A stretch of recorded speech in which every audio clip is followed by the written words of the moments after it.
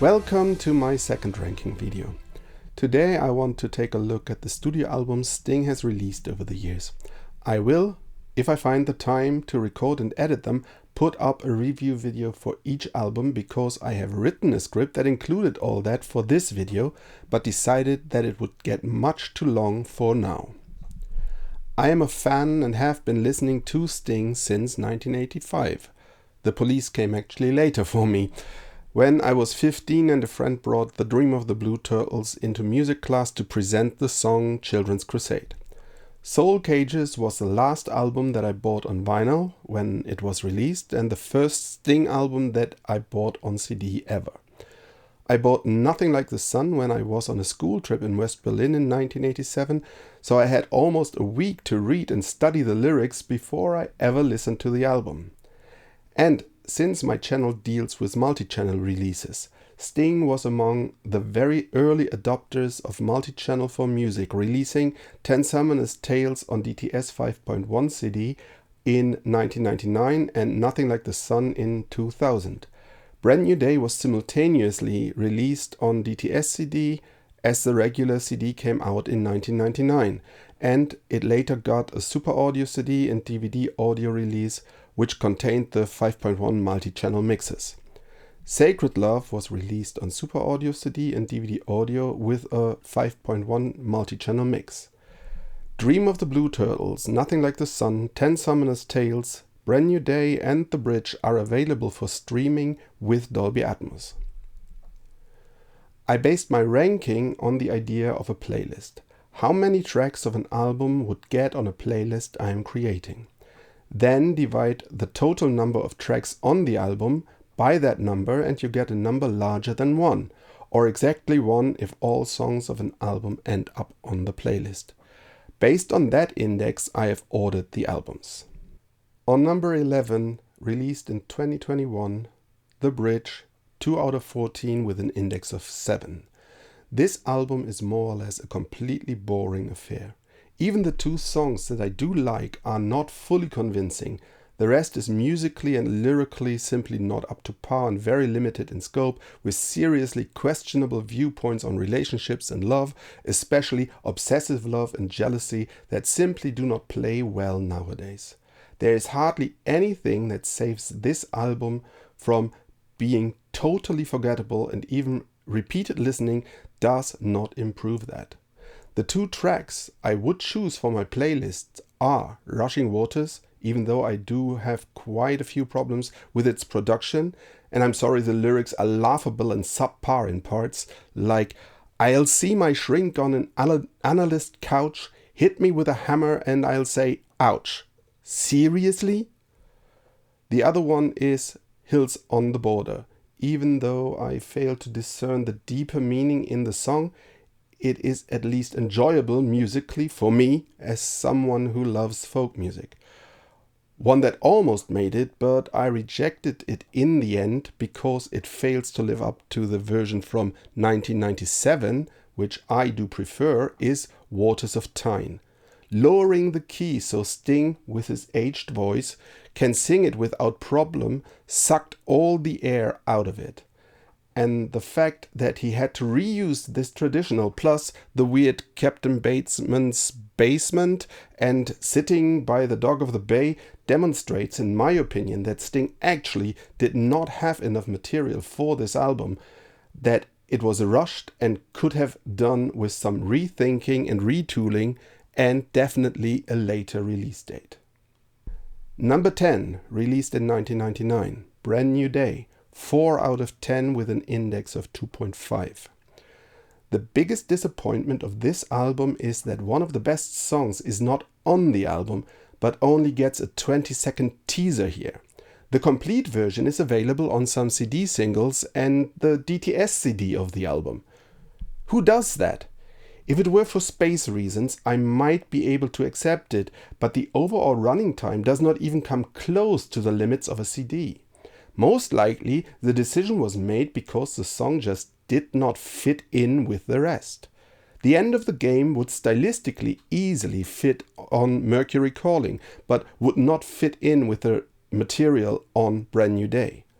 Overall, Brand New Day seems to be an attempt to break into the club scene with pumping rhythms and lots of keyboards and sound effect. The more I listen to it, the less I like the album nowadays. Can I blame Kipper for how this album sounds? I had a slightly different opinion when the album came out in 1999, but I was 25 years younger and dumber at that point. The two opening songs, 1,000 Years and Desert Rose, I would choose for my playlist, and Ghost Story, which is quite different from most other songs on this album, and the title song Brand New Day as well. On number 9, released in 2018, 44 to 876. 6 out of 12 songs make it, index 2. The album I actually did not want to include because is this really a Sting album? I decided to include it after I listened to it several times for this video and found that I liked more songs on this than the two albums I already dealt with. Reggae is not necessarily my music, but there is something about Shaggy and his singing style that I find interesting. But there are still some really cringy lyrics on this one. Still, 6 songs from the album make it to my playlist.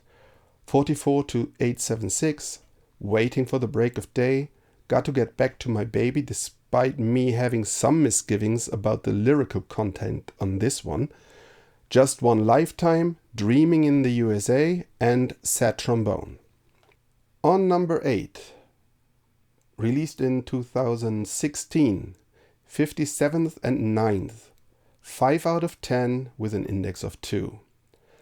An album written while Sting locked himself out of his apartment. That's at least how he tells it. He only was allowed inside when the song was ready. And that these songs are rushed and hence the quality suffers is something one can most definitely tell. And the shortness of the album is another indicator that the ideas were not coming fast and furious. Half of the songs make the cut, the rest is utterly forgettable, and when one looks at the set lists following the release of this album, it looks like more or less all of the songs were forgettable because they quickly disappeared, despite quite a few of them still making it onto the Sting Live at the Olympia Blu-ray. The ones making the cut for me from this album are I Can't Stop Thinking About You, 50,000 Voices, I think, One Fine Day, Pretty Young Soldier, and Heading South on the Great North Road. Of this one, Heading South on the Great North Road, I would highly recommend to check out the version on the Live at the Olympia Paris Blu-ray, which is sung as a duet with his son Joe Sumner. Number 7, released in 2003. Sacred Love, 6 out of 11, index of 1.8. I left out Shape of My Heart, the live version that was on most of the releases, as track number 12, because Shape of My Heart belongs to Ten Summoner's Tales. The opener, Inside, is really good. I really like it. But after that it gets worse in many parts than on the previously released Brand New Day album. More booming beats, gospels, religious references, and much more pretense than substance. But there are more songs on this, in comparison to Brand New Day, that make my playlist, and it hence saves the album. And we actually find some openly topical songs on here, not only variations of love songs. 6 of the 11 songs make it to my playlist. Those are Inside. I highly recommend seeking out the Inside the Song of Secret Love DVD for an acoustic rendition of this and a few other songs from the album. Dead Man's Rope, my favorite for quite a while, but I thought a little on it over the years. Never Coming Home, This War, talking about topical songs, The Book of My Life, and Sacred Love, the title song, which is kind of a saving grace for the whole album. Number 6, released in 2013, The Last Ship, 11 out of 18, an index of 1.63. After 10 years of hardly any new material, a new album with 18 new self-penned songs, which make up the core for a musical show. Almost unbelievable, such a triumphant return. And because of the amount of songs I like on this, it kind of should be much higher in the list, but because there are from the 18 songs 7 that would not make it to my playlist for varying reasons, it's stuck here. 11 of these 18 songs are seriously brilliant, and the rest is stuff that a Broadway musical needs, even if I personally do not necessarily listen to them. The best songs are reminiscent of some of the early Sting solo releases, especially Soul Cages. So, the long list of songs include The Last Ship, Dead Man's Boots, Language of Birds, Practical Arrangement, both versions, Ballad of the Great Eastern, What Have We Got, So to Speak, The Last Ship Reprise, Shipyard, Hathaway, and Skyhooks and Tartan Paint. Number 5, released in 1996, Mercury Falling, 7 out of 11, index 1.57. This is the end of an era, the cut-off point for what I consider the early part of Sting's solo career and the point after which everything changed. Obviously, one could put the cut-off point after Sacred Love because that is where the writing hiatus began, but I think with meeting Kipper, who will have a strong influence on Brand New Day and Sacred Love, the musical direction Sting took was completely changed, and the contrast between Mercury Falling and Brand New Day is simply extreme.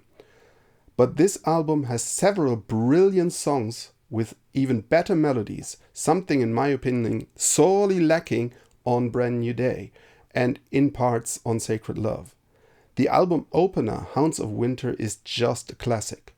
Besides Hounds of Winter, the songs that make it to my playlist are I Hung My Head, I Was Brought to My Senses, You Still Touch Me, All 4 Seasons in One Day, and Valparaiso. On number 4 we find 10 Summoner's Tales, released in 1993. 8 out of 12, index 1.5. An almost perfect album. Starting with the opener, If I Ever Lose My Faith, this album hardly sets a foot wrong. That I personally do not like to listen to all of the songs all the time does not change that. The 4-piece band of Sting, supported by Dominic Miller, David Sancious and Vinnie Colaiuta, are just at the zenith of their power on this album and the following tour. With Fields of Gold and Shape of My Heart, this album contains 2 absolute classics, and the multi-channel mix for St. Augustine in Hell is just amazing. Right Now, If I Ever Lose My Faith, Love is Stronger Than Justice, Heavy Cloud But No Rain, She's Too Good For Me, 7 Days, St. Augustine in Hell, Shape of My Heart, and Something the Boys Said, my personal favorite on this album, especially because of the chromatic harmonica played by Larry Adler, make it to my playlist. Number 3, released in 1987, Nothing Like the Sun, 8 out of 12, index 1.5. One of the first fully digital DDD CDs ever released. Nowadays, nothing special anymore because everybody records digitally, but at the time it was an achievement. So is the album itself. For weeks it fought with Michael Jackson's Bad for the top spot in the German LP charts, which is remarkable for a double LP. Containing the classics Englishman in New York and We'll Be Together, even though I personally prefer The Lazarus Heart and Straight to My Heart. But who cares about my opinion, right? Another one that does not do anything wrong, and all the songs on this album simply are brilliant. The other songs that make it to my playlists are Be Still My Beating Heart, An Englishman in New York, History Will Teach Us Nothing, Rocksteady, Sister Moon, and Little Wing. On number 2, released in 1985, The Dream of the Blue Turtles, 7 out of 10 with an index of 1.42. Obviously, it would be a little unfair to compare Sting's first solo album with the first solo album of other solo artists. He simply had been in what became at the time the biggest band in the world for more than 5 years, and he knew how the business worked and had the money to back up his dreams.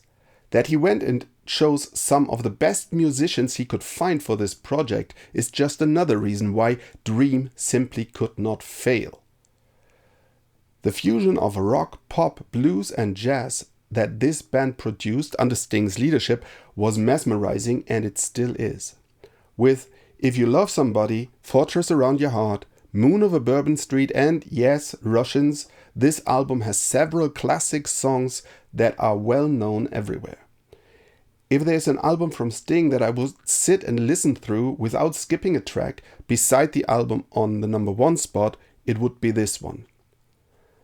The tracks I would put on my playlist at the moment are Love is the Seventh Wave, Children's Crusade, Shadows in the Rain, We Work the Black Seam Together, Consider Me Gone, Moon Over Bourbon Street and Fortress Around Your Heart, which I personally consider to be the best song Sting has ever done. On number 1, released in 1991, The Soul Cages, 8 out of 9 with an index of 1.25. Sometimes I have the feeling that I'm standing alone with my love for this particular album, but I really like every single track on it, even the instrumental. Further, it just came out at the right time for me. The music and the lyrics just touched me deeply. The last 3 songs, basically the B-side of the record, are so strong together, despite all 3 sounding completely different from each other, that even on mixtapes I mostly kept them together as one unit. And all this time, with its juxtaposition of happy sounding music while talking about death and the funeral of loved ones, is just brilliant. It's simply my favorite album. If you disagree, give your listing in the comments and attempt to explain why your order is different from mine. So, to do my duty, the songs from this album that make it on my playlist are Island of Souls, All This Time, Mad About You, the only one that I was kind of hesitant about, Jeremiah Blues Part 1, Why Should I Cry For You, The Wild Wild Sea, The Soul Cages and When Angels Fall, which contains my favorite line and motto, Take your father's cross gently from the wall, the shadows still remaining. So, that was the short version of my album ranking of Sting's solo efforts. I hope you enjoyed it. I actually had written a script of over 25 pages, looking at every single song, explaining why I chose it for my playlist or why I rejected it. If I find the time to record and edit that script, I will put it out as one video for each album. But that depends a little on how this short video does. That's it for now. I see you whenever I see you, and goodbye.